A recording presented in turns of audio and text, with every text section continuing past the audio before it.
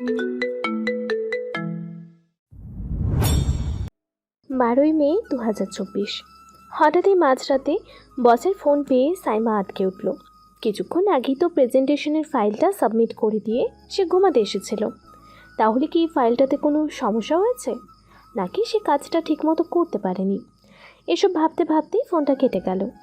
সাইমা প্রথমে ভাবলো হয়তো ভুলবশত ফোন চলে এসেছে, কিন্তু তার সাবমিট করা কাজে কোনো সংশোধনের প্রয়োজন আছে কিনা তা ভেবে সে বসকে ফোন ব্যাক করার উদ্দেশ্যে ফোনটি হাতে নিল। কিন্তু সে বসকে কল করার আগেই তার বন্ধু সজীবের কল তার ফোনে ঢুকলো। এই মাঝরাতে বন্ধুর ফোন দেখে সে আরও বেশি চমকে উঠল। প্রথমে বস, এরপরে সজীব। কি হয়েছে? এত রাতে হঠাৎ কোনো বিপদ হলো নাকি? সবাই এইভাবে তাকে ফোন করছে কেন? এখন হঠাৎ সাইমার বুকটা ভয় কাঁপতে শুরু করেছে। সে তার বন্ধু সজীবের ফোনটা রিসিভ করলো। কি রে সাইমা, কোথায় তুই? তোকে যে কতবার বলেছি আমাকে একটু ভালোবাসার ছোঁয়া দিতে, তখন তো তুই আমাকে পাত্তা দিসনি। আর আজ তোর কি হয়েছে বল? তোর ভদ্ররূপের পিছনে আসল চেহারাটা যে আজ দেখে ফেলেছি। এখন কি বলবি তুই? যখন আমি তোর বন্ধু হয়ে তোর ভালোবাসা চেয়েছি, তুই আমাকে দিতে পারিসনি কেন বল? আমার টাকা নেই বলে? আর আজ এই মন্ত্রী মিনিস্টারদের টাকা আছে বলে তাদের সঙ্গে শুয়ে থাকতে তোর কোনো সমস্যা হচ্ছে না, তাই না রে? ভালোই, এই তোর বন্ধুত্বের পরিচয়? ছি! সাইমা হঠাৎ যেন কিছুই বুঝতে পারল না। কি বলছে সজীব এসব? এই মাঝরাতে ফোন করে সজীবের মাথা বোধহয় নষ্ট হয়ে গেছে। আর তা নয় তো এই মাঝরাতে সে নিশ্চয়ই নেশা করে আমাকে ফোন করেছে। এই ভেবে সাইমা কোনো কথা না বলে ফোনটি কেটে দিল। সজীবের সাথে কল চলাকালীন সে খেয়াল করলো তার বস তাকে বারবার ফোন করে যাচ্ছে। এবারে সে আরও একটু বেশি ভয় পেয়ে উঠল।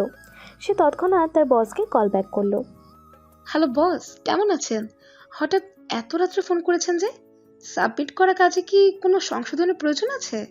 আরে সাইমা, কখন থেকে ফোন করে যাচ্ছি, কার সাথে এত ফোনে কথা বলছো? এত রাতে এত ব্যস্ততা? বস একটু শয়তানি হাসি দিয়ে বলল, হ্যাঁ হ্যাঁ, বুঝতে পেরেছি। তুমি তো এখন অনেক ব্যস্ত থাকবে।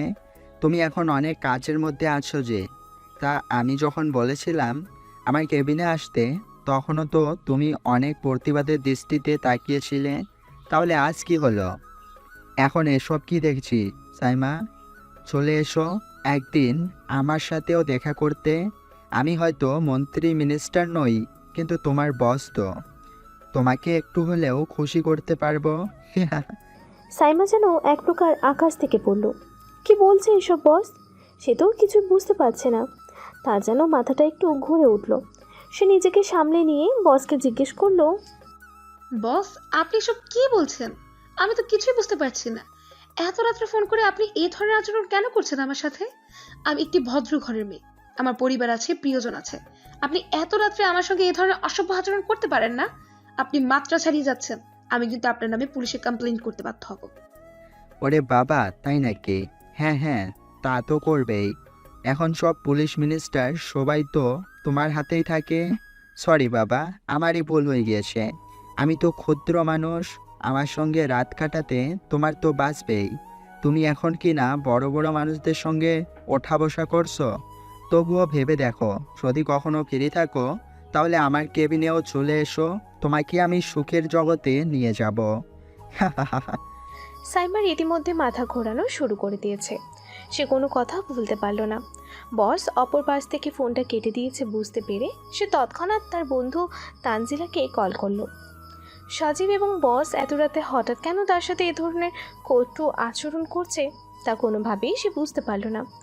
সে ভেবেছিল তানজিলার সাথে বিষয়টি শেয়ার করবে, কেননা তানজিলা তার বেস্ট ফ্রেন্ড। তারা সবসময় একসাথেই থাকে এবং অনেক ভালো বন্ধুত্ব তাদের। রাত বিরেতে যে কোনো সমস্যাই হোক না কেন, তারা যেন একে অপরের সঙ্গী, একে অপরকে সবসময় সহায়তা করে। কিন্তু এই কি, তানজিলা তো ফোন ধরছে না। কয়েকবার রিং হয়ে ফোনটা কেটে গেল। সাইমা ভয়ে ভয়ে আবার কল করলো, কিন্তু না, এবারেও সেম ঘটনাই ঘটল। তৃতীয়বার ফোন করলে ফোনটা আর নিজে থেকে কেটে গেল না। তানজিলা ফোনটি কেটে দিয়েছে তা বুঝতে সাইমার আর বাকি রইল না। সাইমা সব মিলিয়ে কেমন যেন হতবাকের মতো হয়ে গেল। এই তো কিছুক্ষণ আগেই সে অফিসের কাজগুলো বসকে জমা দিয়ে সোশ্যাল মিডিয়াতে কিছু সময় কাটিয়ে এরপর ঘুমাতে এসেছিল। 2-3 ঘন্টার ব্যবধানে এমন কি হয়ে গেল যে তার বন্ধু বান্ধব এবং বস তার সাথে এই ধরনের আচরণ করছে? চিন্তা করতে করতে কখন যেন সাইমা ঘুমিয়ে পড়েছে। সে ফোনটি সাইলেন্ট করে রাখলো যেন কেউ আর তাকে বিরক্ত করতে না পারে, কেননা কাল সকালেই তাকে আবার অফিসের জন্য দৌড়াতে হবে। সকালে ঘুম থেকে উঠে সাইমা ফোন হাতে নিয়ে দেখলো কমপক্ষে 20 থেকে 30টা ফোন এসেছে। তার বন্ধু বান্ধব, আত্মীয় স্বজন, কালিগ সবাই তাকে কল করেছে। সে খুবই অবাক হলো। পাশের রুম থেকে তার বোন নেহা এসে বলল, আরে আপু, তুমি এখনো ঘুম থেকে ওঠোনি? তোমার অফিসের অনেক দেরি হয়ে যাবে তো। আজকে খালা আসবে না, তাই নিজে একটু ব্রেকফাস্ট বানিয়ে নিও। আমি ক্লাসের উদ্দেশ্যে রওনা হচ্ছি। সাবধানে অফিসে যাও আপু, আবার রাত্রে দেখা হবে। ও হ্যাঁ, good morning, have a nice day. এই তো উঠছি। বলেই সে বিছানা থেকে উঠে ফ্রেশ হতে চলে গেল। নেহা তার একমাত্র ছোট বোন। অনেক ছোটবেলায় বাবা মা দুজনেই চলে যাওয়াতে নেহা তার কাছেই বড় হয়েছে। নানা বাড়ি দাদা বাড়ির কেউই তাদের পাশে সেভাবে থাকেনি। সাইমা অনেক কষ্ট করে নিজ বড় হয়েছে, তবে তার ইচ্ছা তার বোন নেহা অনেক বড় কম্পিউটার ইঞ্জিনিয়ার হোক, কেননা তার নিজেরও খুবই কম্পিউটার ইঞ্জিনিয়ার হওয়ার ইচ্ছা ছিল। কিন্তু পারিপার্শ্বিক অবস্থার কারণে তার সে স্বপ্ন পূরণ হয়নি। নেহা তার আপুকে তার নিজের থেকেও বেশি ভালোবাসে। সে ছোটবেলায় ডাক্তার হওয়ার স্বপ্ন দেখত, কিন্তু সে তার আপুকে এত ভালোবাসে যে তার আপুর স্বপ্ন পূরণের জন্য সে সব কিছু করতে রাজি, কেননা সে জানে আপুর কারণেই আজকে সে বেঁচে আছে। তা নয়তো নানু বাড়ি দাদা বাড়ির লোকজন তাকে হয়তো চিলের মতো ছিঁড়ে খেত। সে নিজেও আপুর স্বপ্ন পূরণ করার জন্য দিন রাত কম্পিউটারের মধ্যেই পড়ে থাকে।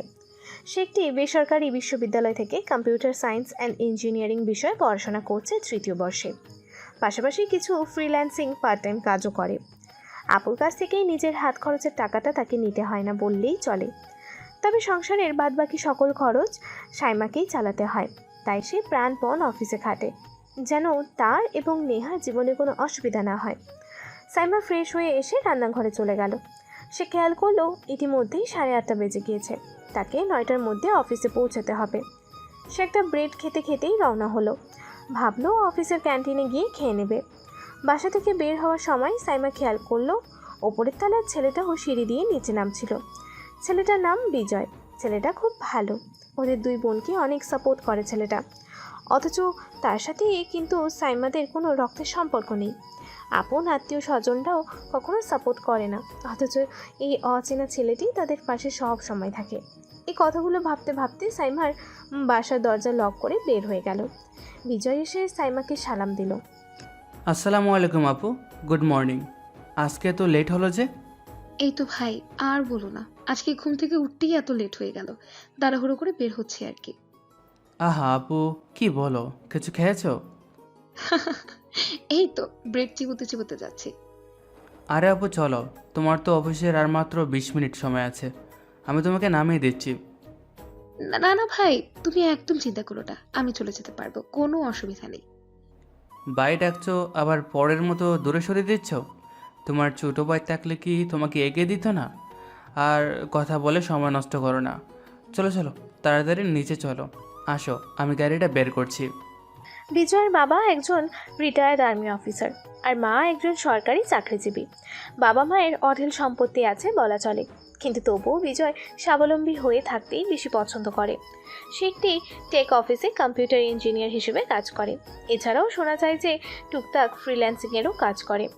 নিজে টাকা জমিয়ে সে পছন্দসই একটা বাইক কিনেছে। আপাতত সাইমা সেই বাইকেই বিজয়ের পেছনে বসে অফিসের উদ্দেশ্যে রওনা হলো। লিফট দিয়ে নামার সময় সাইমা যখন তার ফোন চেক করছিল, তখন সে খেয়াল করলো তার ফোনে আরও নতুন কিছু কল এসেছে। গতকাল রাত থেকে যে কী হচ্ছে সে কিছুই বুঝতে পারছে না। এদিক ওদিক ভাবতে ভাবতে সাইমার অফিস চলে এসেছে। সাইমা বাইক থেকে নেমেই তার বন্ধু তানজিলাকে আরও একবার কল করলো। তানজিলা কখনোই এমন করেনি। সে 3বার ফোন রিসিভ করলো না, আবার তাকে কল ব্যাকও করলো না। কি হয়েছে তানজিলার? সে কি কোনো কারণে সাইমার সাথে কথা বলতে চাচ্ছে না? অপর পাশ থেকে তানজিলা ফোনটি রিসিভ করেই বলে উঠল, কি চাই? আমাকে কল করেছিস কেন? এটা কি ধরনের কথা বলছিস হ্যাঁ তানজিলা? আমার কি এখন তোকে কল করার জন্য কোনো উদ্দেশ্য প্রয়োজন আছে? আমাদের মধ্যে কি সেই সম্পর্ক বল? তোর মতো মেয়ের সাথে আমার আর কোনো সম্পর্কই নেই। কি আবল তাবল বলছিস সব? তোর কি হয়েছে বলতো? কাল রাতে এতবার ফোন দিলাম ইমার্জেন্সি, ধরলি না, কল ব্যাক করলি না, আবার এখন কল করেছিস তাও এ ধরনের আচরণ করছিস। তোর কি মাথা ঠিক আছে? আমি সাইমা, সাইমা কথা বলছি। তুই আমার সাথে এমন করছিস কেন তানজিলা? কি হয়েছে আমাকে একটু খুলে বলবি প্লিজ? ন্যাকা ষষ্ঠী, যেন কিছুই বুঝতে পারছো না তুমি, তাই না? তোমার মতো খারাপ দুশ্চরিত্র মেয়ের সাথে যোগাযোগ রাখা আমার জন্য উচিত না। প্লিজ, আমি অনুরোধ করছি, আমাকে আর কল দিবি না। যদি তুই আর একবারও আমাকে কল করিস তাহলে আমি হ্যারাসমেন্টের কেস করে দেব তোর নামে। সাইমা হঠাৎ তানজিলার এমন আচরণ দেখে খুবই আশ্চর্য হয়েছিল, কিন্তু যেহেতু তারা বেস্ট ফ্রেন্ড তাই সাইমা ভাবলো নিশ্চয়ই তানজিলা তার সঙ্গে কোনো প্র্যাঙ্ক করছে। কিছুক্ষণ পরেই হয়তো ফোন দিয়ে বলবে, প্র্যাঙ্ক করেছি আমি, বন্ধু তুই কিছু মনে করিস না প্লিজ। এসব ভেবে একটু মুচকি হাসি দিয়ে সাইমা দেখলো বিজয় তখনও বাইক নিয়ে দাঁড়িয়ে আছে। ছেলেটিকেই যে বাই বলা হয়নি তা তার মাথা থেকে বের হয়ে গিয়েছিল। সে তাড়াহুড়ো করে ফোনটি তার ব্যাগে রেখে বিজয়ের দিকে এগিয়ে গেল। সাইমাকে তার দিকে আসতে দেখে বিজয় বলল, আপু সাবধানে যাও, আবার দেখা হবে তাহলে। আর হ্যাঁ, কে নিও অবশ্যই। অনেক থ্যাঙ্কস ভাই, তুমি যে কি উপকার করলে।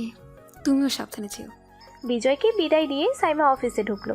লিফটে উঠে সে খেয়াল করলো তার কলিগরা তার সাথে খুব একটা কথা বলছে না, কেমন একটা এড়িয়ে চলছে। বিদ্রূপ দৃষ্টিতে তাকাচ্ছে কয়েকজন কলিগ। সে একটু অবাক এবং অস্বস্তি ফিল করছিল, কিন্তু কাউকে পাত্তা না দিয়ে নিজের কাজ করতে ডেস্কে বসে পড়ল। কাজ করতে করতে লাঞ্চের সময় হয়ে গেছিল, তবে আজকে খুবই অদ্ভুত লাগছিল সাইমার। কেমন যেন মনে হচ্ছিল সবাই তার অপরিচিত। লাঞ্চের কিছুক্ষণ আগে এসে পিয়ন তাকে জানালো বস তার কেবিনে তাকে ডেকেছে।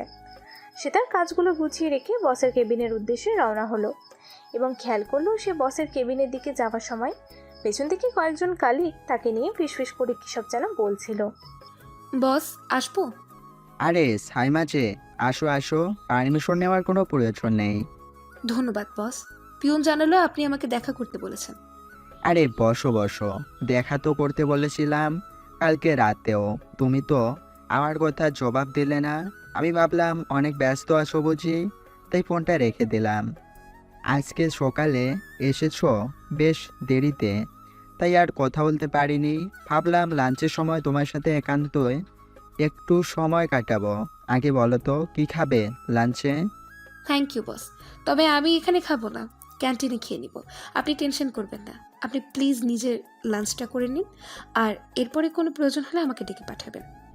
আরে প্রয়োজন তো তোমার সাথেই, তোমাকে ছাড়া তো আমার আর চলছে না। এত দূরে দাঁড়িয়ে আছো কেন? আমার পাশের চেয়ারে এসে বসো। সাইমার কেমন একটু অস্বস্তি হচ্ছিল, তবুও সে গিয়ে বসের পাশে দাঁড়ালো। হঠাৎ বস তার হাত ধরে টান দিল। সে কী করবে বুঝতে পারল না। অস্ফুট একটা বলে থমকে দাঁড়িয়ে গেল। তোমাকে তো কালকে রাতেই বললাম আমি হয়তো পুলিশ মন্ত্রী মিনিস্টারদের মতো তোমাকে টাকা দিতে পারবো না, তবে শরীরের সুখ তোমাকে দিতে পারবো ভরপুর। তোমাদের ম্যাডাম, সে তো আমাকে ছেড়ে থাকতেই পারে না, তাকে তো আমি অনেক খুশি করে রাখি। আর তোমাকে অনেক খুশি করে রাখবো সাইমা, তুমি একদম ভেবো না। হ্যাঁ, টাকা হয়তো খুব বেশি তোমার মনের মতো দিতে পারবো না, তবে তোমাকে আমি প্রমোশন দিতে পারবো নিশ্চয়। এসো এসো, এবার আমার কাছে আসো। দেখি এত লজ্জা পাচ্ছ কেন, সেটাই তো বুঝতে পারছি না। সাইমা একটা চিৎকার করে উঠল। ছাড়ুন, আমার হাত ছাড়ুন। এসব কি ধরনের কথা বলছেন আপনি? আমি কালকে রাত্রে আপনাকে সতর্ক করেছি যে আপনি যদি আপনার মাত্রা ছাড়িয়ে যান তাহলে আমি পুলিশে জানাতে বাধ্য হব। আর আপনি আজ যা করলেন তা একদম সীমা অতিক্রম করে ফেলেছেন। আপনি আমার গুরুজনের মতো, আপনি আমার সাথে এ ধরনের আচরণ কিভাবে করতে পারেন? আপনার মতো নিচু মন মানসিকতার লোক আমি আর পৃথিবীতে একটাও দেখিনি। আজকে আমি আপনার চাকরি ছেড়ে দিচ্ছি। প্রয়োজন নেই আপনার প্রমোশন, প্রয়োজন নেই আপনার চাকরি। সাইমা এক নিঃশ্বাসে কথাগুলো বলে হাঁপাতে হাঁপাতে বাইরে চলে যাচ্ছিল। এমন সময় তার বস দৌড়ে এসে তার চুলের মুঠি টেনে ধরল। সাইমা জোরে চিৎকার করে উঠল। বস তখন তাকে অসভ্য গালাগালি দিয়ে অকথ্য ভাষায় কিছু কথা বলল। চুলের টানে সাইমার এতই মাথায় ব্যথা লাগছিল যেন সে বসের কথাগুলো শুনতেই পাচ্ছে না। হঠাৎ বসের একটা কথায় সাইমার মাথায় যেন আকাশ পাতাল ভেঙে পড়ল। অসভ্য মেয়ে মানুষ, মন্ত্রী মিনিস্টারদের সাথে শুয়ে থাকতে তোর অসুবিধা হয় না তাই না? আর প্রমোশনের জন্য বলেছি আমার সাথে থাকতে, তাতে তোর হাতে ঘা লেগে গেছে না? তোর মতো মেয়েদের আমি হাড়ে হাড়ে চিনি। টাকা দিতে পারবো না বলে আমার সাথে এ ধরনের আচরণ করছিস? চাচা, তোর মতো মেয়ের জায়গায় আমার অফিসে না পল্লীতে গিয়ে থাক যা। আপনি এসব কি বলছেন? তখন থেকে আমি আপনাকে সহ্য করছি। এ ধরনের কটু ভাষা আপনি কিভাবে প্রয়োগ করতে পারেন একজন মেয়েকে উদ্দেশ্য করে? আপনার ঘরে কি মা বোন নেই? ছাড়ুন আমার চুল, ব্যথা লাগছে। আপনি কিন্তু চিৎকার করতে বাধ্য হবে এখন আমি। আমার ঘরের মা বোন তো আর তোর মতো যার তার সাথে ফস্তি নস্তি করে বেড়ায় না। তোর চিৎকার কেউ শুনবে না, সবাই তোর আসল রূপ জেনে গেছে। এই বলে বস তার ফোন থেকে একটি ভিডিও বের করে সাইমাকে দেখালো। তোর এসব ফস্তি নষ্টের গল্প এখন আর লুকিয়ে নেই। বস যেন আরও কী সব বলছিল, কিন্তু সাইমার সেদিকে হুঁশ জ্ঞান নেই। হঠাৎ সে বসের ফোনে একটি ভিডিও চিত্রে নিজেকে এক অন্য রূপে আবিষ্কার করলো। 10-20 সেকেন্ড তাকিয়ে থেকে সে ভয়ে তার চোখ বন্ধ করে নিল। তার মাথা ঘুরতে লাগলো, তার গা হাত পা কাঁপতে শুরু করলো। এ কি দেখছে সে? এটা তো সে নয়, কিন্তু অবিকল তার মতো দেখতে একটি শরীর, কোনো এক অজ্ঞাত লোকের সাথে। ছি, এসব ভাবতেও সাইমার গা ঘিন ঘিন করছে। সে কোনো এক প্রকার দৌড় দিয়ে অফিস থেকে বের হয়ে আসলো। তার মনে হচ্ছিল সে এখনই মাথা ঘুরে পড়ে যাবে। কোনো রকম নিজেকে সংবরণ করে সে একটি সিএনজি করে বাসায় ফিরে এলো। কোনো রকম বাসায় ঢুকে সাইমা তার রুমে গিয়ে দরজা লাগিয়ে দিল। সাইমার আকাশ পাতাল সব যেন এক হয়ে যাচ্ছিল। এসব কি হচ্ছে তার সাথে? সে তো কিছু বুঝতে পারছে না। নেহা ক্লাস শেষে 5টার দিকে বাসায় এসে দেখলো আজ আপু বাসায় চলে এসেছে। কি ব্যাপার, হঠাৎ আপু আজ এত তাড়াতাড়ি বাসায় চলে এসেছে কেন? কোনো সমস্যা হলো নাকি সে আগে কাজ শেষ করে ছুটি পেয়ে গিয়েছে? নেহা মনে মনে ভাবতে লাগলো, ভালোই হয়েছে, আজ অনেক দিন পরেই দুই বোন একটু একসাথে সময় কাটাতে পারবো। দুজনের পছন্দসই একটা সিনেমাও দেখা যাবে, পছন্দের খাবার খেতে খেতে। এসব ভাবতে ভাবতে নেহা তার রুমে গিয়ে ফ্রেশ হয়ে আসলো। প্রথমেই সে ভেবেছিল আপু হয়তো তার রুমে ঘুমাচ্ছে, কিন্তু ফ্রেশ হয়ে আসার পরে সে আবিষ্কার করলো তার আপুর রুম থেকে অস্ফুট গোঙানির শব্দ আসছে। সে প্রথমটাই কিছু বুঝে উঠতে না পেরে আপুর রুমে নক করতে শুরু করলো। আপু, আয় আপু, কী রে আপু, তুই কি ঘুমাচ্ছিস? সাইমার কোনো সাড়া নেই, তবে নেহা যেন বুঝতে পারলো গোঙানির শব্দটা আরও বেড়েছে। এবার নেহার একটু ভয় করতে লাগলো। সে অনেক জোরে জোরে দরজায় নক করতে শুরু করলো। আয় আপু, কী রে আপু, তোর কি হয়েছে? কান্না করছিস কেন? অফিসে কোনো অসুবিধা হয়েছে নাকি? রাস্তায় কি কেউ কিছু বলেছে? আয় আপু, দরজা খোল। আপু, আপু, আয় আপু, প্লিজ দরজা খোল আপু। কোনোভাবেই সাইমা দরজা খুলল না দেখে নেহা এবার সত্যিই ভয় পেয়ে গেল। ইতিমধ্যেই তার কাছে বিজয়ের ফোন এসেছে। বিজয় কোথা থেকে এই খবর পেয়ে সাইমাকে অনেকবার ফোন করেছে, কিন্তু সাইমা ফোন না ধরায় সে নেহাকে ফোন করেছে। প্রথমটায় সে নেহাকে কোনো কিছু বলবে কিনা এই নিয়ে দ্বিধাদ্বন্দ্বে ছিল, কিন্তু সাইমার পাশে একমাত্র নেহা এবং সে নিজে আছে, আর কেউ নেই। এ কথা ভেবে সে নেহাকে সবটা খুলে বলল। নেহা যেন চোখে অন্ধকার দেখতে শুরু করেছে। এ কি শুনছে সে? তার আপু এত নিচু একটা কাজ করতে পারলো? এ সম্ভব না।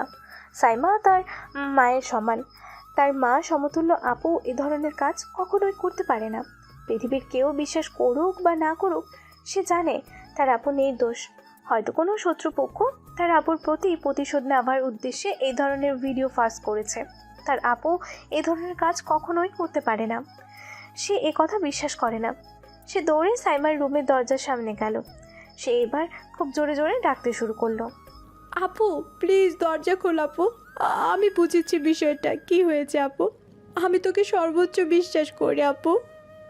বলতে বলতে নেহা কান্না করে ফেলল। আপু প্লিজ, তুই একা থাকিস না আপু, প্লিজ দরজা খোল।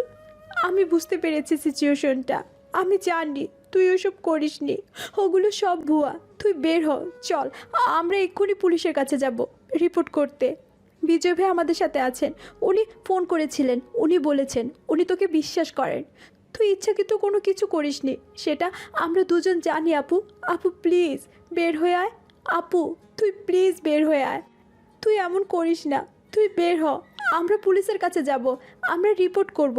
দেখবি তুই এই সব কিছু ভুয়া মিথ্যা বলে প্রমাণিত হবে এবং আসল সত্য বের হয়ে আসবে। তখন দেখবি তোর কোনো দোষ হবে না আপু, প্লিজ বের হয়ে আয় আপু, তুই নির্দোষ আপু। নেহা চিল্লাতে চিল্লাতে কান্না করতে করতে কথাগুলো বলছিল। তার ভয় হচ্ছিল আপু যদি আবেগের বশে কোনো ভুল সিদ্ধান্ত নিয়ে ফেলে, তাহলে কি হবে নেহার? সাইমার কিছু হয়ে গেলে? সাইমা ছাড়া যে তার এই পৃথিবীতে আর কেউ নেই। সাইমাই তার বাবা, সাইমাই তার মা, সাইমাই তার আত্মীয় স্বজন, সব কিছু। সে আবার কথা বলতে শুরু করলো। কান্না করতে করতেই বলল সে, আপু প্লিজ দেখ, তোর কিছু হয়ে গেলে আমার কি হবে আপু? তুই ছাড়া আমার আর কেউ নেই আপু। প্লিজ তুই এমন করিস না, তুই বের হয়ে আয়, আমি তোর হাত পায়ে ধরি আপু, প্লিজ বের হয়ে আয়।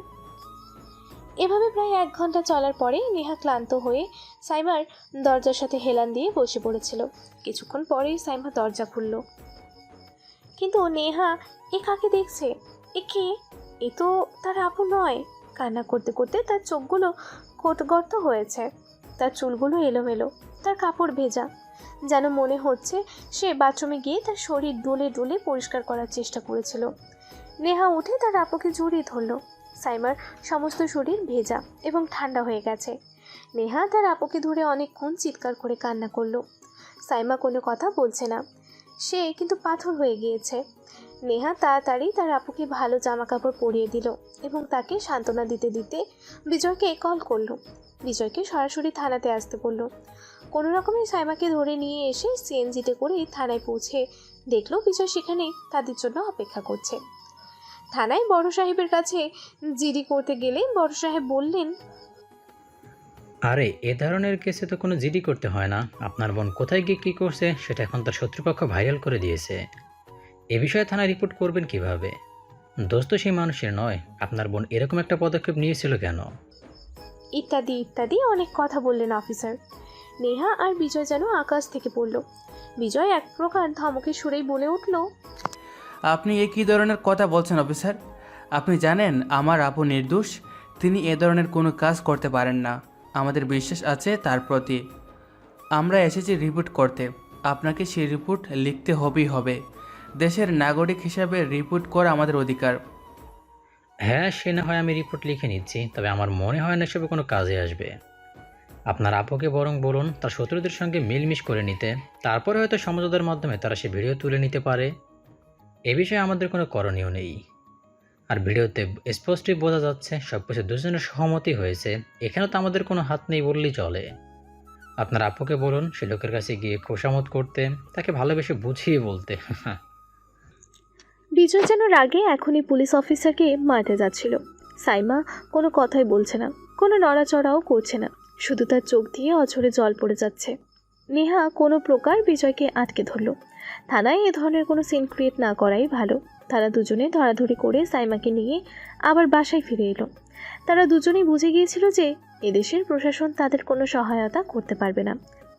যে দেশে রেপ হলেই ভুক্তভোগী মেয়েটিকে উল্টো বদনাম করা হয়, সে দেশে একটি গোপন ভিডিও ভাইরাল হলে সহায়তা না পাওয়ার সম্ভাবনাই খুব বেশি।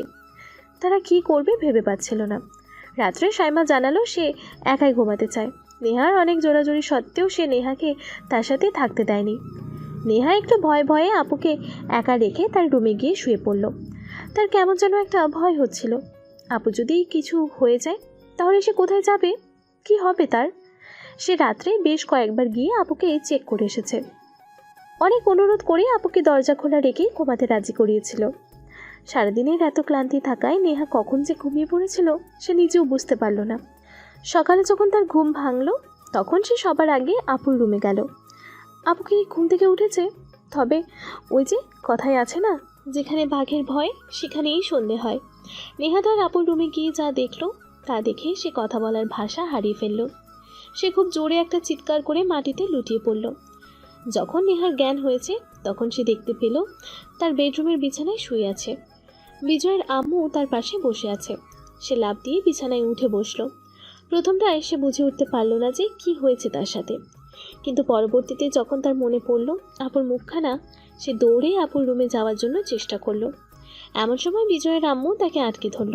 জড়িয়ে ধরে হান্তি যেন কোনোভাবেই তাকে তার আপুর কাছে যেতে দিতে চাচ্ছেন না। নেহা চিৎকার করে বলে উঠল, ছাড়ুন, ছাড়ুন আমাকে, আমাকে আমার আপুর কাছে যেতে দিন। আমার আপুর কি হয়েছে? আমি আপুকে ওভাবে দেখতে পেলাম কেন? আপু! বলে চিৎকার করে সে আবারও অজ্ঞান হয়ে পড়ল। সাইমা আর নেই। সে গতকাল রাতে নেহা ঘুমিয়ে পড়ার পরে তার ওড়নাটা ফ্যানের সাথে। বিজয় সকালে অনেকক্ষণ ডাকাডাকি করার পরেও যখন দেখলো তারা দুই বোনের এক বোনও দরজা খুলছে না, তখনই তার মনে সন্দেহ হয়েছিল। সে তাড়াহুড়ো করে বাড়িওয়ালার কাছ থেকে ডুপ্লিকেট চাবি নিয়ে দরজা খুলে এই ঘটনা দেখতে পায়। সাথে সাথে বিজয় তার মা বাবাকে ফোন দিয়ে ডেকে নিয়ে আসে। পুলিশকেও খবর দেয় বিজয়ের বাবা, আর বিজয়ের মা নেহাকে ধরে তার রুমে নিয়ে যায়। পুলিশ অফিসার পরে সাইমার লাশ নিচে নামানো হয়। ডাক্তার জানান সে আনুমানিক ভোর 4টার দিকে আত্মহত্যা করেছে। নেহা শারীরিকভাবে সুস্থ আছে, শুধুমাত্র মাঝে মাঝে তার প্যানিক অ্যাটাক হচ্ছে। ঘটনার প্রায় 15 দিন পার হয়ে গিয়েছে। আত্মীয় স্বজন, পুলিশ, ডাক্তার এসব কিছুর ভিড়ে নেহা যেন পাগল প্রায়। তবে এই পুরোটা সময় বিজয় তার পাশে ছিল। বাবা মা মরা মেয়েটি এতদিন তার আপুকেই যেন বাবা মা ভেবে বেঁচেছিল, কিন্তু এখন সে বাঁচবে কার মুখের দিকে তাকিয়ে? বিজয়ের বাবা মা অনেক ভালো মানুষ, তারাও নেহাকে নিজের মেয়ের মতোই আদর করতে শুরু করলেন। তবে বিজয়ের মাথায় অন্য চিন্তা ঘুরছিল। সে সেই দিন থেকেই ঠিক করেছিল কিভাবে এই চক্রকে ফাঁস করা যায়। যে কারণে নেহা আজ অনাথ হয়েছে, সাইমা আপু আজ তাদের মাঝে নেই, সে কারণকে গোড়া থেকে নির্মূল করবেই সে। এর জন্য তাকে যাই করতে হোক না কেন। সাইমাকে সে নিজের বড় বোনের মতোই ভালোবাসত। সাইমার প্রতিশোধ সে অবশ্যই নেবে। নেহা একটু অসুস্থ বোধ করলে সে নেহাকে এই বিষয়ে জানায়। নেহা 15 দিন পরে কিছুটা স্বাভাবিক হলে বিজয়ের সাথে কথা বলে।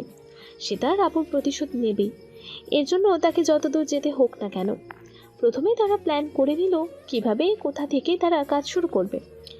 যেহেতু নেহা এবং বিজয় দুজনে কম্পিউটারের খুঁটিনাটি সব কিছু সম্পর্কেই জানতো, তাই তাদের জন্য হ্যাকিংই ছিল একমাত্র উপায়, যার সাহায্যে তারা সাইমার সাথে হওয়া দুর্ঘটনার প্রতিশোধ নিতে পারবে। নেহা বাসায় বসেই কম্পিউটারের বিভিন্ন প্রোগ্রামিংয়ের মাধ্যমে এই সকল ওয়েবসাইটগুলো খুঁজতে শুরু করে, যেখানে এই ধরনের গোপন ভিডিওগুলো ভাইরাল করা হয়। আর বিজয় কাজ করে বাহিরে গিয়ে বিজয় সেই সকল চক্রগুলোকে খুঁজে বের করে, যারা এই ধরনের ভিডিওগুলো জনগণের মাঝে ছড়িয়ে দেয়, বিশেষ করে ইয়াং ছেলেদের মাঝে। সে এক এক করে প্রতিটি চক্রের ছেলেদের সাথে মিশতে শুরু করে এবং তাদের এই ভিডিওগুলোর সোর্স জানতে শুরু করে। কেননা শুধু সাইমাই নয়, এরকম হাজারো সাইমা আছে যারা আজ এই চক্রের ভিকটিম। হাজারো সাইমা লোকচক্ষু থেকে নিজেকে বাঁচাতে নিজেদের প্রাণ নিয়ে নেয় এই ধরনের ভিডিও ফাঁসের চক্করে। তাই শুধু সাইমার ভিডিওটি নিশ্চিহ্ন করাই নয়, বরং এই চক্রগুলোকে গোড়া থেকে নির্মূল করাই ছিল নেহা এবং বিজয়ের মূল উদ্দেশ্য। নেহা একটু সুস্থ স্বাভাবিক মস্তিষ্কে ফিরে আসার পরে সে নিজেকে অনেক বুঝিয়ে তার আপুর ভিডিওটি চালু করলো। এই ভিডিওটির দিকে সে কোনোভাবেই তাকাতে পারছিল না, কিন্তু তাকে তো ভিডিওটি দেখতেই হবে। তা না হলে সে এই ভিডিওর পেছনে থাকা কাহিনীটা কখনোই বের করতে পারবে না এবং এই ভিডিওর চক্রকে কোনোভাবে নির্মূল করতে পারবে না। যতবারই সে সাহস করে তাকাতে যাচ্ছিল, ততবারই তার বুকটা ধুকবুক করে উঠছিল এবং তার আপুর মুখটা তার চোখের সামনে ভেসে উঠছিল। সে নিজেকে অনেক বুঝিয়ে তার আপুর মুখটা স্মরণ করে ভিডিওর দিকে তাকালো, কেননা তার আপুর জন্য হলেও তাকে এই ভিডিওটি দেখতে হবে এবং তাকে চিরকালের জন্য নিশ্চিহ্ন করে দিতে হবে। ভিডিওটি সে খুব সাহস করে অন করলো এবং দেখতে শুরু করলো। ভিডিওটি দেখার যোগ্য ছিল না, তবে সে সাহস নিয়ে ভিডিওটি দেখতে থাকলো। ভিডিওটিতে সে একটি অদ্ভুত বিষয় খেয়াল করলো। সে তার মাতৃ সমতুল্য আপুকে তার জন্ম থেকে দেখে এসেছে। তার আপুর একটি বিশেষ ব্যাপার এই ভিডিওতে অনুপস্থিত ছিল। প্রথমটাই সে ভেবেছিল এই ভিডিওটি তার আপুর, হয়তো আপুর এই ভিডিওটি কেউ শত্রুতা করে ইন্টারনেটে ছেড়ে দিয়েছে। এটিতেই আপুর কোনো দোষ নেই, সে এই বিষয়ে নিশ্চিন্ত ছিল। কিন্তু আজকে সাহস করে ভিডিওটি দেখতে গিয়ে সে খেয়াল করলো, না, সে পুরোপুরি ভুল ছিল। ভিডিওটিতে যে মেয়েটিকে দেখা যাচ্ছে সেটি তার আপু হতেই পারে না। তার আপুর ডান কাঁধে একটি জন্ম দাগ আছে, ঠিক যেমন একটি দাগ আছে তার নিজের কাঁধেও। সাইমা সব সময় নেহাকে বলতো তার নিজের একটি অংশ থেকে নেহার জন্ম হয়েছে, তারা একে অপরের থেকে অবিচ্ছেদ্য। ঠিক সে কারণেই নাকি তাদের একই জায়গায় একই রকম দেখতে একটি জন্মদাগ আছে। কিন্তু নেহা একই দেখছে, ভিডিওটিতে যে মেয়েটি আছে তার কাঁধে তো কোনো দাগ দেখা যাচ্ছে না। এ কী করে সম্ভব? তার আপুর দাগ তো সে সেদিনও দেখেছিল। তখন আপু সম্পূর্ণ পানিতে ভিজে গিয়েছিল এবং সে আপুর পোশাক বদলে দিয়েছিল। তখনও তো আপুর কাঁধে সে দাগটি স্পষ্ট ছিল, কিন্তু এই ভিডিওতে এই মেয়েটির তো সেই দাগ কোনোভাবেই দেখা যাচ্ছে না। নেহা কয়েকবার এদিক ওদিক ঘুরিয়ে ভিডিও অন অফ করে লক্ষ্য করলো, না, কোথাও মেয়েটির কাঁধে সেই দাগ নেই। সঙ্গে সঙ্গে সে নিশ্চিন্ত হলো সাইমা কেন এত বেশি ভয় পেয়েছিল। আসল সত্যটা হলো ভিডিওর মেয়েটি আসলে সাইমা নয়, নেহা তার আপুকে অনেক বেশি ভালোবাসতো। সে ভেবেছিল তার আপু একটি ভুল করে ফেলেছে এবং সেই ভুলের কারণেই আপু এত বেশি ভয় পেয়েছে। হয়তো তার সঙ্গে শত্রুতা করে কেউ তার গোপন ভিডিও ফাঁস করে দিয়েছে, এজন্য আপু আত্মহত্যা করেছে। কিন্তু না, নেহা সম্পূর্ণ ভুল ছিল। ভিডিওটিতে যে মেয়েটিকে দেখা যাচ্ছে সেটি সাইমা নয়, তবে অবিকল দেখতে তাকে সাইমার মতোই লাগছে। খুব ভালো করে লক্ষ্য না করলে হয়তো নেহা নিজেও বুঝতে পারতো না যে এটি তার আপু নয়। হঠাৎ নেহা ফুপিয়ে কেঁদে উঠল। সে বুঝতে পারল যে তার আপু ঠিক কতটা কষ্ট পেয়ে আত্মহত্যার পথ বেছে নিয়েছে। যে কাজটি সে কখনোই করেনি, সে কাজের দোষ আজ তার ঘাড়ে চাপিয়ে দিয়েছিল এই সমাজ। এমনকি নেহা নিজেও বুঝতে পারেনি তার আপুর আসল সত্য ঘটনাটা। তার খুব রাগ এবং কষ্ট হচ্ছিল আপুর জন্য। আপু কেন এ বিষয়ে প্রতিবাদ করলো না? এখন তো এইসব কিছুই এডিট করা যায়। কেন আপু এই জিনিসটা বুঝতে পারলো না? কেন আপু যুদ্ধ করলো না নিজের জন্য? তবে থেমে থাকলে চলবে না, তার আপুর জন্য যুদ্ধ করতে হবে তাকে, যেন তার আপুর মতো আর কোনো মেয়ের প্রাণ অকালে না চলে যায়। বিনা দোষে যেন কোনো মেয়ে তার শাস্তি না পায়। নেহার কাছে যখন বিষয়টি স্পষ্ট হয়ে গিয়েছিল যে এই ভিডিওটি সম্পূর্ণ ফেক, ডিজিটাল কোনো সফটওয়্যার ব্যবহার করে একটি ভিডিওর মেয়েটির চেহারার বদলে সাইমার চেহারা যুক্ত করা হয়েছে, নেহা তৎক্ষণাৎ বিজয়কে ফোন করলো। সে বিজয়কে সবটা খুলে বলল। বিজয় নিজেও অনেকটা হতবাক হলো, কেননা সে নিজেও এমন কিছু হবে তা ভাবেনি। সেও নেহার মতো ভেবেছিল সাইমা আপু ভুল করেছে এবং সেই জন্যই এত বেশি ভয় পেয়েছে, যার পরিণতি হলো আত্মহত্যা। কিন্তু আপু যে বিনা দোষে এত কষ্ট পেয়েছিল তা ভাবতে যেন নেহার মতো বিজয়ের বুকটাও কেঁপে উঠল। বিজয় ঠিক করলো যেভাবেই হোক না কেন এর প্রতিশোধ নেবেই নেবে। নেহা এবং বিজয় কথা স্পষ্ট বুঝে গিয়েছিল যে AI টেকনোলজি ইউজ করে এই ভিডিওটি তৈরি করা হয়েছে। তারা একটি প্ল্যান করলো এবং সেই প্ল্যান মোতাবেক তারা কাজ শুরু করলো। বিজয় বিভিন্ন চক্রের ছেলেদের সাথে মিশে এই ভিডিওগুলোর সোর্স সম্পর্কে খোঁজ বের করতে শুরু করে। আর নেহা বাড়িতে বসে থেকে সে চক্রগুলোকে কিভাবে নষ্ট করা যায় তা ঘাটাঘাটি করতে থাকে। যেহেতু তারা দুজনেই কম্পিউটার সম্পর্কে বিজ্ঞ, তাই তাদের জন্য হ্যাকিং করা খুব একটা কষ্টকর ছিল না। তারা বেছে বেছে সেই সকল ওয়েবসাইটগুলো বের করতে শুরু করে যেখানে সাইমার ভিডিওগুলো ভাইরাল করা হয়েছিল, এবং সেই ওয়েবসাইটগুলো হ্যাক করার মাধ্যমেই নেহা সেই ভিডিওগুলো রিমুভ করে দিতে শুরু করে। দিন শেষে খোঁজখবর নেওয়া হলে বিজয় এসে নেহার সাথে কাজে হাত লাগায়। তারা দুজনেই যেহেতু কম্পিউটার ইঞ্জিনিয়ার, কম্পিউটারের নারী নক্ষত্র তাদের জানা, তাই তারা হ্যাকিং পদ্ধতি অবলম্বন করে। হ্যাকিংয়ের মাধ্যমে তারা সেই সকল ওয়েবসাইটগুলোতে যায় এবং ভিডিওগুলো ডিলিট করতে শুরু করে। তারা দুজনে যেন খাওয়া নাওয়া ছেড়ে এই উদ্দেশ্যেই বসে থাকে দিনের পর দিন কম্পিউটারের সামনে, যেন তারা সকল সোর্স থেকে ভিডিওগুলো ডিলিট করে দিতে সক্ষম হয়। তবে ভিডিওগুলো রিমুভ করার সময় নেহা এবং বিজয় দুজনেই খেয়াল করে এই ওয়েবসাইটগুলোতে অধিকাংশ ভিডিওগুলোতেই মানুষগুলোকে কেমন একটা অবাস্তবিক মনে হচ্ছে। সাইমার কাঁধের দাগ দেখে বোঝা গেলেও অন্য মানুষগুলোকে কিন্তু তারা চেনে না, তাই সে মানুষগুলোকে আসল না নকল তা বোঝার উপায় তাদের ছিল না। তবে ভিডিওগুলোর কোয়ালিটি দেখে তারা এতটুকু নিশ্চিত ছিল যে এই ভিডিওগুলোর অধিকাংশই ফেকভাবে ক্রিয়েট করা। তাই তারা ঠিক করলো এই চক্রগুলোকে একেবারে নিঃশেষ করে দেবে এবং এই ভুক্তভোগীদেরকে নতুনভাবে বাঁচতে শেখাবে, যেন বিনা দোষে তারা আর কেউ শাস্তি না পায়, সমাজ যেন তাদের আরও নিচু করে না দেখে। পুলিশ কোনো সহায়তা তাদের করেনি, তাই নেহা এবং বিজয় নিজ হাতেই এই দায়িত্ব তুলে নেয়। তারা ক্রমাগত ওয়েবসাইটগুলো হ্যাক করতে থাকে এবং সেখানে থাকা সকল ভিডিওগুলো একসাথে রিমুভ করতে শুরু করে। টানা কয়েকদিন এইভাবে তারা কাজ করতে থাকে। তবে তারা অবাক হয় এই দেখে যে তারা যতই ভিডিও ডিলিট করতে থাকে না কেন, আরও নতুন নতুন ভিডিও আপলোড হতেই থাকে। বিজয়ের খোঁজ খবর নেওয়া সোর্সগুলো যতই ডিস্ট্রয় করা হোক না কেন, আবার পুনরায় সেই ভিডিওগুলো রিস্টোর হতে শুরু করে। তারা কোনোভাবে ওয়েবসাইটগুলো হ্যাক করা সত্ত্বেও ভিডিওগুলো পুরোপুরি ডিস্ট্রয় করতে সক্ষম হচ্ছিল না।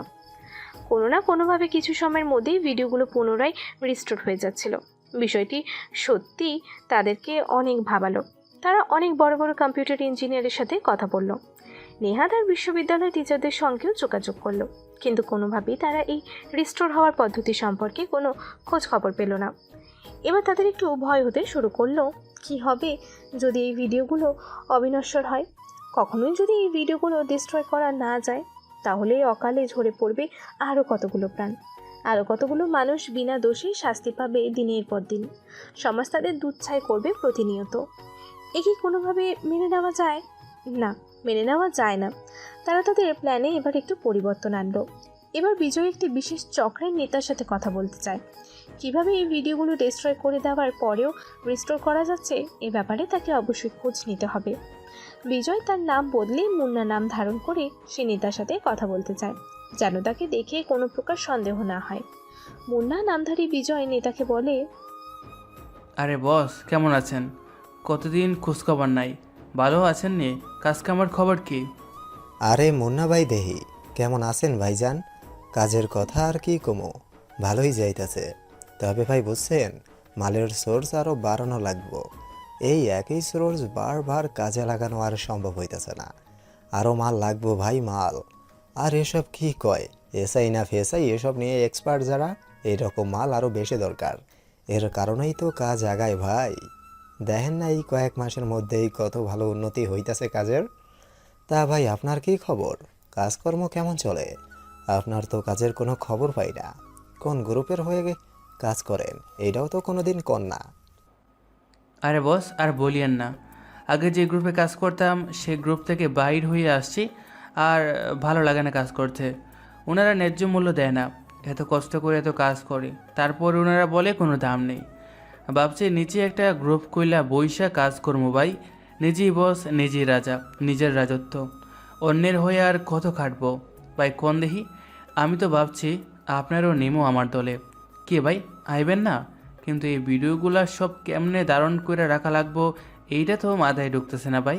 এই ব্যাপারে যদি কিছু খোঁজখবর পাইতাম তাহলে খুব উপকার হইতো। আরে ভাই কি কন, এটা তো খুব ভালো কথা।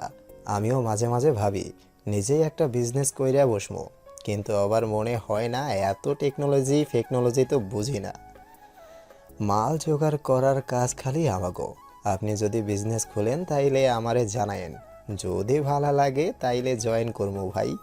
কোনো অসুবিধা নাই, নো টেনশন। আর এইসব কম্পিউটারের কাজ তো আমাগো না ভাই। তা ভাই আপনি যে বিজনেস করতে চান, কম্পিউটারের কাজ জানেননি? বস, এটা তো খুব একটা জানি না, তবে ভাবতেছি এই কাজ করানোর লাইগা একটা মানুষ হায়ার করবো। আপনার কাছে কি এমন কাজ করে এরকম লোকের কোনো খোঁজ আছে নি? বিশেষ করে যারা ভিডিওগুলোরে অমর করে বাছাই রাখতে পারবো। এই ধরেন কথার কথা, যদি কোনো ওয়েবসাইট ক্র্যাশ হয় তখন তো ভিডিওগুলারে বাছাই রাখা লাগবো, তাই না বস? তখন যদি আমার টেকনিশিয়ান ভিডিও বাছাই রাখতে না পারে, ভিডিও যদি ডেস্ট্রয় হয়ে যায়, তাহলে তো এত কষ্ট সব পানিতে যাইব। বড্ড চিন্তার বিষয় বস। আরে না রে ভাই, কি যে কন, এখন দুনিয়া কত উন্নতি হয়েছে জানেন না? একবার যদি কোনো ভিডিও বানানো যায়, সেইটা কি আর সহজে ডেস্ট্রয় হয় ভাই? সেইটারে এমনভাবে আপলোড দেওয়া হয় যে কেউ আর কোনো দিন সেইটা নষ্ট করতেই পারে না। আর লোকের কথা বললে জানি তো, ওই পাহাড় জসিম মিয়া আছে, সে যে তো এই কাজ করে শুনেছিলাম। এরপর ফিসফিস করে বলল, আমাদের গ্রুপের হয়ে যে করে তার নাম বাইরে কইতে পারুম না ভাই। ছেলেটা খুব ভালো কাজ করে, কিন্তু ছেলেটা ভদ্র ফ্যামিলির, এই জন্য তার নাম বাইরে কওন নিষেধ। না ভাই, অসুবিধা নাই। তো আমি এই জসিম ভাইয়ের লগে যোগাযোগ করার চেষ্টা করতেছি। আপনি আমার যতটুকু উপকার করছেন এটা অনেক ভাই। আজকে আসি, আবার দেখা হইব। বিজয় সেই নেতার কাছ থেকে জাসিমের ঠিকানা জোগাড় করলো এবং তাদের কথোপকথন চলাকালীন নেহা সেই নেতার ফোন হ্যাক করতে সক্ষম হয়। সেখান থেকে নেহা ওই গ্রুপে কাজ করা সেই টেকনিশিয়ানের ইনফরমেশন খুঁজে বের করে। ছেলেটার নাম রাহুল, যে ইনফরমেশন দিতে নেতা সাহেব নিষেধ আছে বলে জানিয়েছিল। হ্যাক করে সেই ইনফরমেশন খুঁজে বের করতে নেহার 1 মিনিটও সময় লাগেনি। বিজয় তাড়াতাড়ি জাসিমের সঙ্গে দেখা করতে যায়। মুন্না পরিচয়ে প্রাথমিকভাবে জাসিমের সাথে এসে পরিচিত হলো। এরপর সে ধানাই পানাই করে বিভিন্ন কথাবার্তার মাঝে থেকে জেনে নিতে সক্ষম হলো যে ঠিক কীভাবে ওয়েবসাইটগুলো তাদের ভিডিওগুলোকে অমর করে বাঁচিয়ে রেখেছে। বিজয় জাসিমের সাথে দেখা করা শেষ করে নেহার দেওয়া সেই টেকনিশিয়ান রাহুলের সঙ্গে যোগাযোগ করলো এবং তাকে এক প্রকার পুলিশের ভয় দেখিয়ে কাজে হেল্প করতে বলল। যেহেতু বিজয় নেতার কাছে শুনেছিল যে ছেলেটি ভদ্র ঘরের সন্তান এবং সে চায় না তার পরিচয় বাহিরে আসুক, সে শুধুমাত্র পার্ট টাইম চাকরি হিসেবে এই ধরনের ভিডিওগুলো এডিট করত এবং তা ওয়েবসাইটের মালিকগুলোকে দিত। সে জানতো এটি ইললিগাল, তবুও সে এই কাজগুলো করত। তাই তাকে ভয় দেখানো খুব একটা কঠিন কাজ হলো না। হ্যাকিংয়ের মাধ্যমে তার সকল কাজের বিস্তারিত জেনে গিয়েছিল নেহা ও বিজয়। সেগুলো ব্যবহার করে তাকে এক প্রকার ব্ল্যাকমেইল করা হলো। এক পর্যায়ে ছেলেটি ভীষণ ভয় পেয়ে তাদেরকে সহায়তা করার জন্য রাজি হয়ে গেল। বিজয় তাকে জানালো জাসিমের থেকে নেওয়া খোঁজ খবর, কীভাবে ভিডিওগুলো ডিস্ট্রয় করার পরেও পুনরায় রিস্টোর হচ্ছে সে ব্যাপারে টেকনিশিয়ান রাহুল এবং বিজয় নিশ্চিন্ত হলো। নেহা যেহেতু সবেমাত্র কম্পিউটার সায়েন্স নিয়ে 3য় বর্ষে পড়াশোনা করছে, তাই এত বিস্তারিত কাজ তার মাথায় ঢুকলো না। কিন্তু রাহুল এবং বিজয় যেহেতু এই বিভাগে কাজ করছে অনেক বছর হলো দক্ষতার সাথে, তাই তারা দুজন দায়িত্ব নিল এবং ভিডিওগুলোকে গোড়া থেকে নির্মূল করার টানা কয়েকদিন একটানা চেষ্টা করে।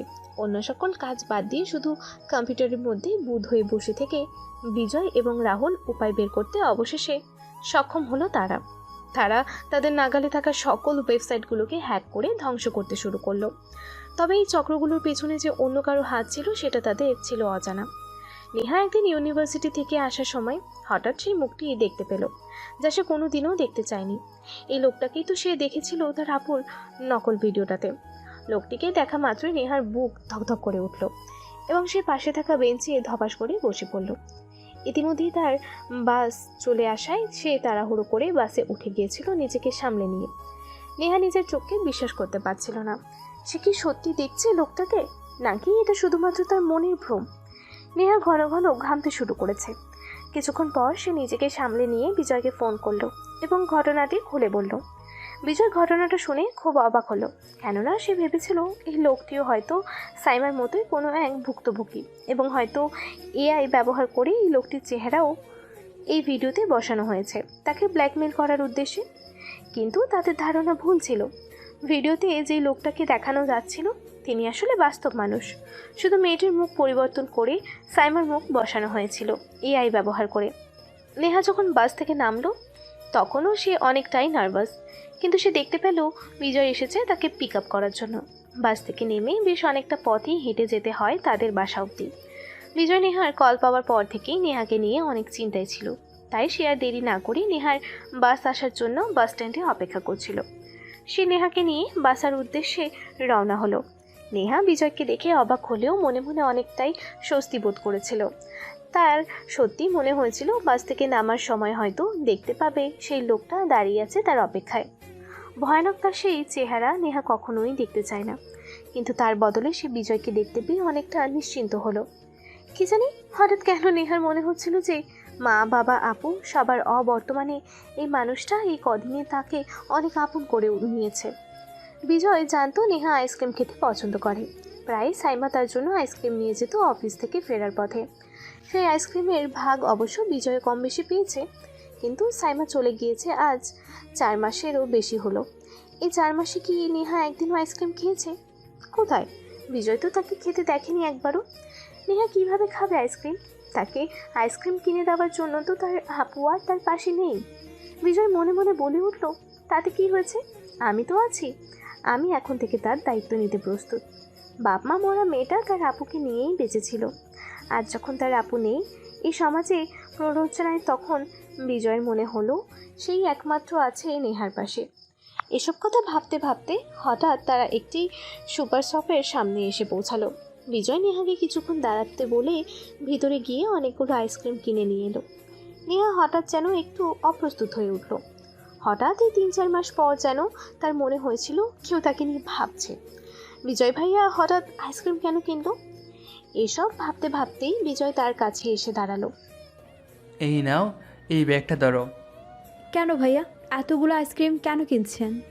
আরে এমনি, হঠাৎ অনেক দিন পরে আইসক্রিম খেতে ইচ্ছে করলো এই জন্য। অপ্রস্তুত হাসি দিয়ে ও আচ্ছা। তারা আবার হাঁটতে শুরু করলো এবং বাসায় পৌঁছে গেল। 3 তলায় উঠে নেহা নিজের বাসার দরজা খোলার আগে বিজয়কে ব্যাগটা এগিয়ে দিয়ে বলল, ভাইয়া এই যে আপনার ব্যাগটা ধরুন। আরে তোমাদের ফ্রিজে রাখো না, আমি যখন ইচ্ছা হবে তখন এসে খেয়ে নেব। এমনি তো কাজের জন্য দিনের অধিকাংশ সময় তোমাদের গড়েই সময় কাটে। না না ভাইয়া, কি বলেন? এতগুলো আইসক্রিম আমাদের ফ্রিজে তো এত জায়গা হবে না ভাইয়া। আচ্ছা ঠিক আছে, বরং আপনি হাফ বাসায় নিয়ে যান আর হাফ আমি এখানে রাখছি। আপনার যখন ইচ্ছে হবে এখান থেকে নিয়ে খেতে পারবেন। আরে পাগলে মেয়ে, রাখো না তোমাদের বাসায়। এই কয়টা আইসক্রিম আর ফ্রিজে এমন কি জায়গা ধরবে, হ্যাঁ? নেহা নিজের অজান্তেই একটু মুচকি হাসি দিল। কেন যেন বিজয় ভাইয়াকে তার ইদানিং খুব ভালো লাগছে। সে যেন আপুর মতোই তার অনেক খেয়াল রাখছে। আর আজকে এই যে এতগুলো আইসক্রিম যে বিজয় ভাইয়া তার জন্যই কিনেছে, সেটিই আর তার বুঝতেই বাকি নেই। এত চিন্তার মাঝেও কষ্টের মাঝেও নেহার যেন অনেক ভালো লাগতে শুরু করে। একটা মুচকি হাসি দিয়ে দরজা খুলে সে বাসার ভেতরে চলে যায়। দরজা লাগিয়ে দেবে ঠিক এমন সময় বিজয় আবার তাকে ডাক দেয়। এই যে পাগলে মেয়ে, এখন খাওয়ার জন্য তো 2-1টা আইসক্রিম দিতেই পারো না কি? ও হ্যাঁ শিওর ভাইয়া, সরি। আমি আসলে সরি ভাইয়া, এক্সট্রিমলি সরি ভাইয়া। প্লিজ আপনি নেন না, 2-1টা কেন, আপনি যতগুলো ইচ্ছে ততগুলো নেবেন। এগুলো তো অ্যাকচুয়ালি আপনারই, তাই না? বিজয় মুচকি হাসি দিয়ে দুটো আইসক্রিম তুলে নিয়ে দরজা লাগিয়ে দিতে বলল নেহাকে। আজ প্রায় 4 মাস পরে মেয়েটাকে একটু হাসতে দেখলো বিজয়। নেহার এই চেহারাটা সে কতদিন দেখেনি। সাইমা আপু যখন ছিল তখন মেয়েটা কত প্রাণোজ্জ্বল চঞ্চল ছিল, আর এখন যেন সে একদম গুমোট হয়ে গিয়েছে। বিজয় মনে মনে ঠিক করলো মেয়েটির এখন থেকে আরও অনেক বেশি খেয়াল রাখবে সে। এর কয়েকদিন পরেই নেহা একদিন গ্রোসারি শপিং করে বাসায় ফিরছিল। ক্লাস শেষ করে আসতে অনেক দেরি হয়ে গিয়েছিল, আর এরপরে গ্রোসারি শপিং করতে আরও দেরি হয়ে গেছিল। আনুমানিক রাত 8টার সময় নেহা তাদের কলোনির রাস্তা ধরে হাঁটতে হাঁটতে বাসায় ফিরছিল। এর মধ্যে অবশ্য বিজয় একবার ফোন করে তার খোঁজ খবর নিয়েছে, তাকে পিক আপ করতে আসবে কিনা তাও জিজ্ঞেস করেছে। কিন্তু নেহা জানিয়েছে সে বাসার অনেক কাছেই আছে, তাই বিজয়ের কষ্ট করে আসার কোনো প্রয়োজন নেই, সে একাই চলে যেতে পারবে। সে বিজয়কে নিয়ে হঠাৎ ভাবছিল বিজয় ভাইয়া ইদানিং তার একটু বেশি খেয়াল রাখছে, আর আপুর জন্য সে যেটা করেছে তা হয়তো নেহা একা কখনোই করতে পারতো না। রাহুল ভাইয়াকে ম্যানেজ করা থেকে তাকে কাজে যোগ দেওয়ানো এবং বিজয় ভাইয়ার অক্লান্ত পরিশ্রম দেখে সত্যি তাদের দুজনের প্রতি শ্রদ্ধা বেড়ে যাচ্ছে মনে মনে নেহার। ঠিক এইসব ভাবতে ভাবতেই নেহা কখন যেন একটু অন্যমনস্ক হয়ে গেছিল। সে বুঝতে পারেনি তার সামনে কত বড় বিপদ আসছে। হঠাৎ অন্যমনস্কতার মাঝেই সে খেয়াল করলো তার হাত ধরে কেউ হিঁচকে টান দিয়েছে এবং একটা লোক তাকে টেনে একটি হাইস গাড়ির মধ্যে ওঠানোর চেষ্টা করছে। কিছু বুঝে ওঠার আগেই তার হাত থেকে গ্রোসারি আইটেমগুলো রাস্তায় ছন্নছাড়া হয়ে পড়ে গেল এবং গাড়ির দরজা ভেতর থেকে বন্ধ হয়ে গেল। ঘটনা কি বুঝে ওঠার সাথে সাথেই নেহা অনেক জোরে চিৎকার করতে চাইল, কিন্তু চিৎকার করার আগেই সে বুঝতে পারলো ক্লোরোফর্ম মেশানো একটি রুমাল তার নাকে ধরা হয়েছে। কেন এসব হচ্ছে, কী কারণে হচ্ছে, কারা করছে, তার কোনো কিছুই নেহা জানতে পারল না। নেহার যখন জ্ঞান হলো তখন সে দেখতে পেল সে একটি রুমে বিছানায় শুয়ে আছে। রুমটি দেখে কোনো বাসার ঘর নয়, বরং একটি হোটেলের রুম বলেই মনে হচ্ছিল, এবং সে চোখ খোলার আগেই কানে তার শব্দ আসছিল কেউ যেন চায়ের কাপে চামচ দিয়ে নাড়াচাড়া করছে। সে আস্তে আস্তে চোখ খোলার চেষ্টা করলো। ঘরের এদিক ওদিকে একটু তাকিয়ে দেখতেই সে অবাক হয়ে গেল। জানালার ঠিক বাঁ পাশে দাঁড়িয়ে আছে সেই লোকটি, যে লোকটির চেহারা নেহা স্বপ্নেও দেখতে চায় না। সেই ভয়ানক কুৎসিত বিভৎস মুখটি দেখতে পেল সে। নেহা একটু আটকে উঠল। কি হচ্ছে তার সাথে, কেনই বা হচ্ছে তার সাথে এসব, কোথায় এসেছে সে? এসব কিছু ভাবতে ভাবতেই লোকটা চায়ের কাপ থেকে চামচটি সরিয়ে রেখে এক চুমুক চা খেয়ে নেহার দিকে তাকালো। সে হঠাৎ রাক্ষসের মতো হো হো করে হেসে উঠল। এই যে খুকি, ঘুম ভেঙেছে? নেহা তখনও হতভম্ব হয়ে শুয়েছিল বিছানায়। সে বুঝতে পারল তার হাত এবং পা দুটো শক্ত করে কিছু দিয়ে বাঁধা আছে। সে কোনোভাবেই তার হাত পা নাড়াচাড়া করতে পারল না। লোকটি আবারও বলে উঠল, কি গো খুকি, আমাকে চিনতে পেরেছো নাকি চিনতে পারোনি? চিনিয়ে দিতে হবে আমার এই চেহারা। তোমার বোন তো আমাকে সামনাসামনি দেখেনি, কিন্তু তুমি আমাকে দেখতে পারছো। দেখেছো তুমি কত সৌভাগ্যবতী। তোমার বোনটা একটা বোকা মেয়ে ছিল, বুঝলে খুকি? তাকে যে আমার ভীষণ ভালো লেগেছিল। এই তো সেদিন তার অফিসের একটা মিটিংয়ে তাকে দেখলাম প্রথম।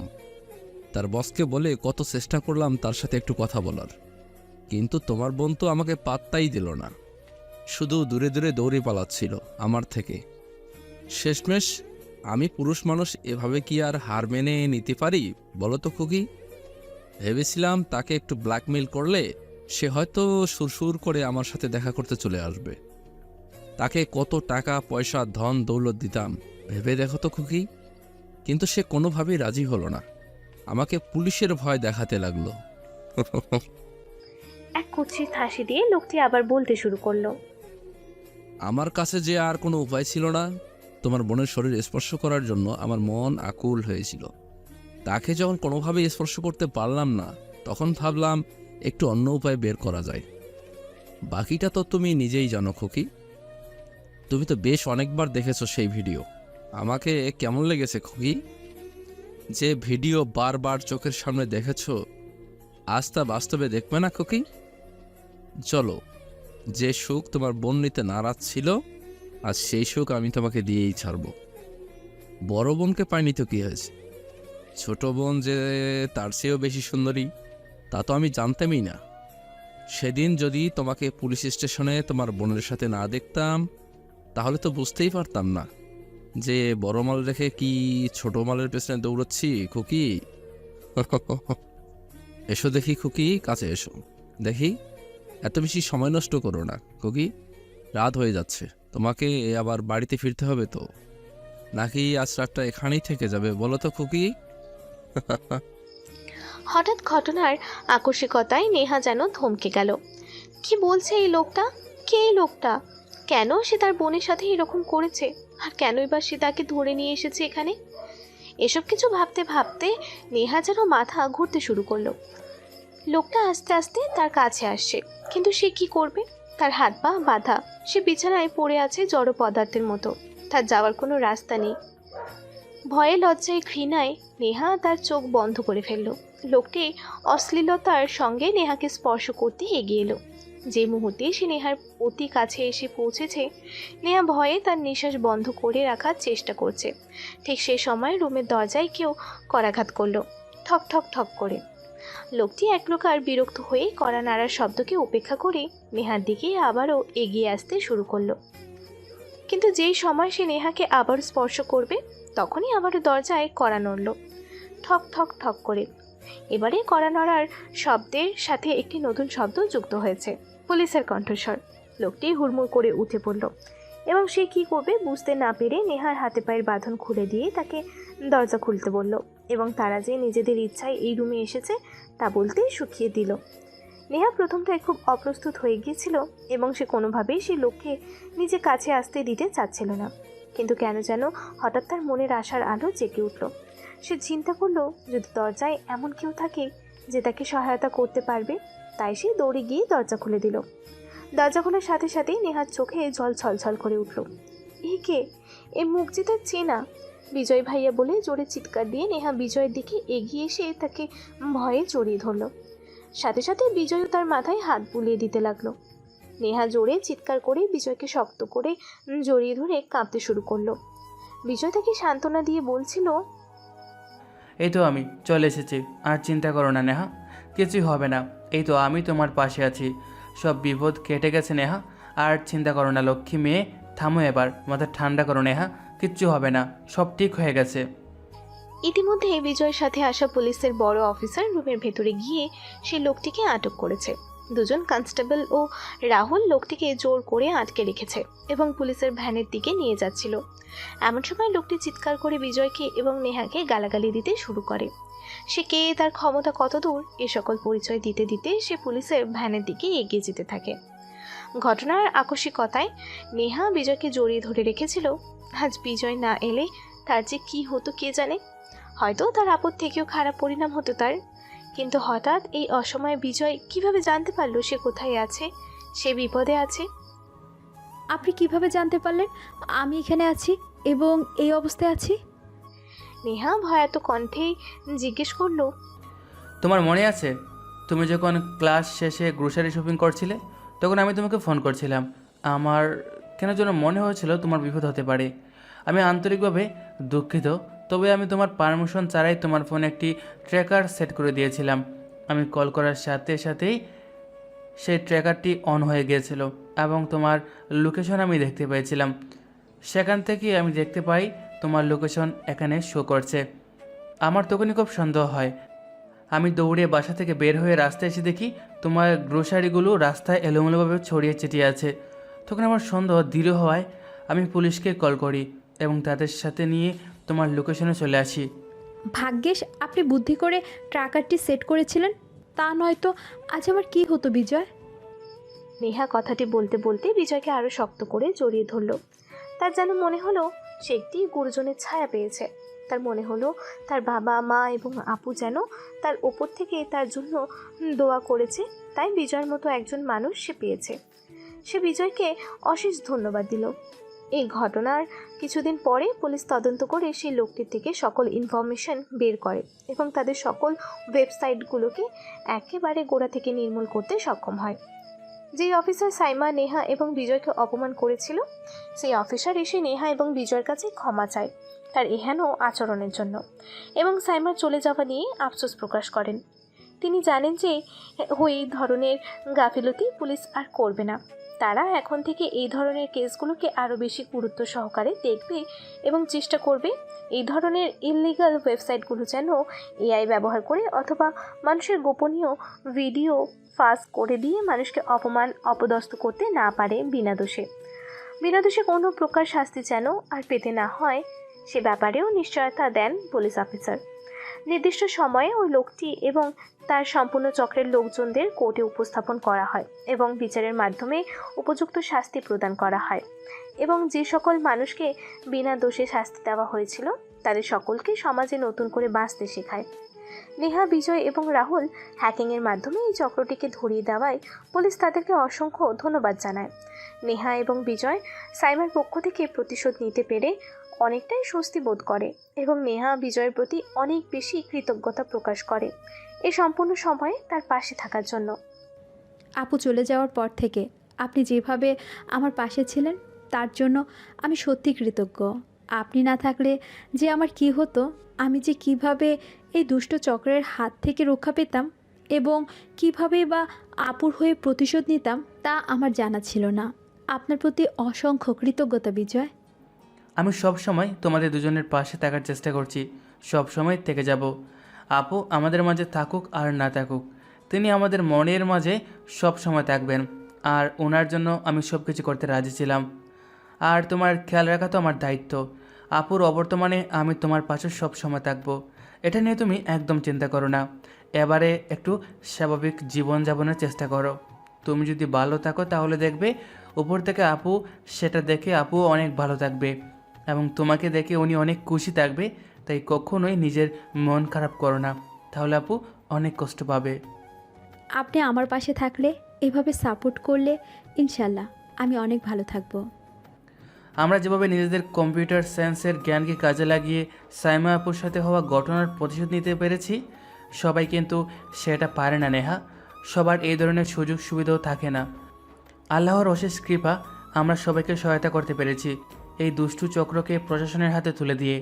হ্যাকিং যে সবসময় খারাপের প্রতি হবে তা কিন্তু নয়। হ্যাকিংয়ের মাধ্যমে অনেক ভালো কাজও করা সম্ভব। যদি ডিজিটাল প্ল্যাটফর্মগুলোকেও ভালোভাবে কাজে লাগানো যায় তাহলে অনেক অসম্ভব কাজগুলোকে সহজভাবে করা সম্ভব হয়ে ওঠে। সাইমা আপুর মতোই আজকের সমাজেও অনেক মেয়েরাই ভুক্তভোগী। এ ধরনের অনাকাঙ্ক্ষিত ঘটনা এড়িয়ে চলতে সবাই সতর্ক থাকা উচিত, একে অপরের পাশে থাকা উচিত, অসময়ে ভেঙে না পড়ে বুদ্ধির সাথে কাজ করা উচিত। তাহলে এই অবস্থা ট্র্যাকেল করা সম্ভব হবে। অকারণে না বুঝে না জেনে একজন অন্যজনের ওপরে গাড়ে দোষ চাপিয়ে না দিয়ে পাশে থাকতে হবে, ঠিক যেভাবে আমরা ছিলাম আছি থাকবো। সব কিছু ঠিকঠাক হয়ে গেলেও নেহা যেন শারীরিক মানসিকভাবে সুস্থ হয়ে উঠতেই পারছিল না। এতদিন প্রতিশোধের ঘোরেই হয়তো সে আপুর মৃত্যু থেকে দূরে দূরে থাকতে পেরেছিল, কিন্তু সব কিছু মিটমাট হয়ে যাওয়ার পরে যখন সে এই বাসায় একা থাকতে শুরু করে তখন থেকেই শুরু হয় তার আসল যুদ্ধ। সে ঠিকমতো ক্লাসে যেতে পারতো না, খাওয়া দাওয়া, ঘুম, দৈনন্দিন জীবনের সকল কাজকর্ম কিছুই তার ঠিকমতো হচ্ছে না। সাইমার চলে যাওয়াটা যেন সে তার জন্য এক বিশাল বড় ধাক্কা। তার জীবন যেন থমকে গেছে। বিজয়ের বাবা মা এবং বিজয় নেহার অনেক খেয়াল রাখলেও যতক্ষণ সময় নেহা একা থাকতো তখন সে খুবই ভেঙে পড়তো। অধিকাংশ সময় তার প্যানিক অ্যাটাক হতো। আপুকে ছাড়া তাকে থাকতে হবে এ কথা সে কোনোভাবেই যেন মেনে নিতে পারছিল না। বিজয় তাকে অনেক সাপোর্ট করেছিল, তাকে প্রতিনিয়ত বোঝাতে লাগলো যে জীবন এখানেই থেমে থাকবে না, তাকে এগিয়ে যেতে হবে, তাকে আবার স্বাভাবিক জীবনযাপন শুরু করতে হবে, তার আপুর স্বপ্ন পূরণ করতে হবে। সাইমা স্বপ্ন দেখত নেহা একজন সফল কম্পিউটার ইঞ্জিনিয়ার হবে, আর তার সেই স্বপ্নকে নেহার অবশ্যই পূরণ করতে হবে। এই কথা বলে বিজয় তাকে সব সময় মোটিভেট করত। নেহা যেন সব কিছু বুঝেও বুঝতো না। আপুর প্রতি তার ভালোবাসার কাছে যেন সব কিছুই ছিল সাদা কালো। একদিন ক্লাস থেকে ফেরার পরে বাসায় ঢোকার সাথে সাথেই নেহার প্যানিক অ্যাটাক হয়। বিজয়ের মা এবং বিজয় অফিসে থাকলেও বিজয়ের বাবা যেহেতু রিটায়ার্ড অফিসার, তিনি বাসাতেই ছিলেন। নেহা অজ্ঞান হয়ে পড়েছিল তাদের মেইন দরজার পাশেই। পাশের ফ্ল্যাটের একজন মহিলা তাকে দেখতে পায় সেই অবস্থায়। তাড়াতাড়ি তিনি বাসায় ঢুকে নেহাকে মাথায় পানি ঢেলে সুস্থ করার চেষ্টা করেন। নেহার বারবার জ্ঞান ফিরছিল এবং আপু আপু চিৎকার করে বারবারই অজ্ঞান হয়ে যাচ্ছিল।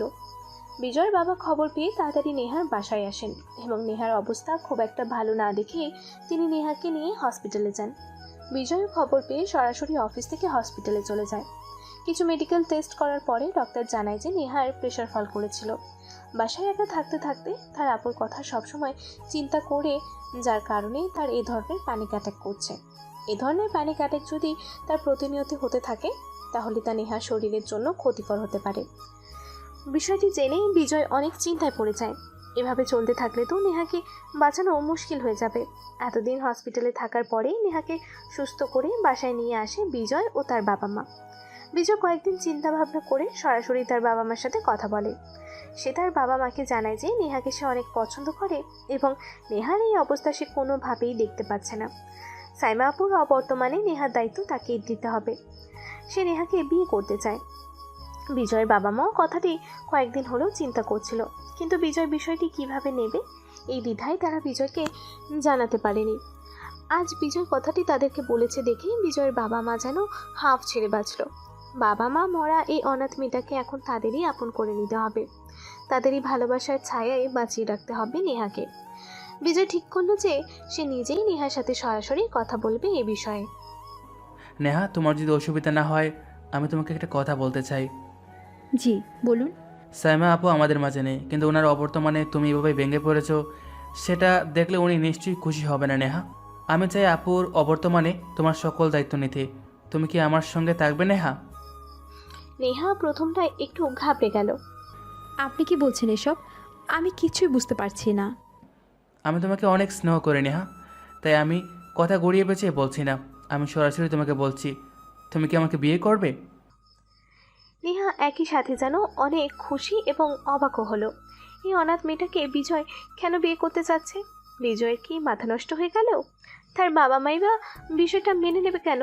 সে তো নিজেও বিজয়কে অনেক পছন্দ করে, কিন্তু এই সম্পর্ক কি আসলে সম্ভব? তার বুকটা ধুকধুক করে উঠল বিজয়ের কথা শুনে। সে বুঝতে পারল না সে কি উত্তর দেবে। সে শুধু মাথা নিচু করে দাঁড়িয়ে থাকলো।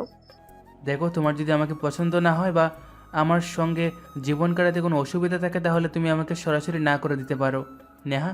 আমি অবশ্যই তোমার ইচ্ছার বিরুদ্ধে কোনো সিদ্ধান্ত নেব না। না না, আপনি এইভাবে বলছেন কেন?